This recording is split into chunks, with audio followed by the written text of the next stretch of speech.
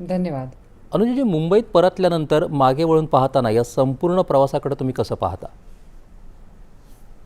हा प्रवास खूपच आमच्यासाठी एक अचीव्हमेंट होता कारण की अ, आमचा अनुभव बघता जो आम्ही ह्यासाठी लॉन्च केलं होतं एक्सपिडिशनसाठी, तेव्हा खूप बाकीच्या सर्कमनॅव्हिगेटर्सच्या मुकाबले खूपच कमी होता. आणि व्हेन वी लुक बॅक, आता जेव्हा आम्ही पूर्ण पूर्ण करून आलो आहोत, तर आम्हाला खूपच एक अचीव्हमेंट, सेन्स ऑफ अचीव्हमेंट आहे. खूप प्राईड फील होतं आहे, की not only that we have decided done something as a team, पण देशाचा एक झेंडा जो आपण म्हणतो, it is we have taken it around the world, across the world, जी खूप मोठी रिस्पॉन्सिबिलिटी होती आमच्यावरती, ती आम्ही पूर्णपणे पार करू शकलो. That is a kind of feeling which we have got.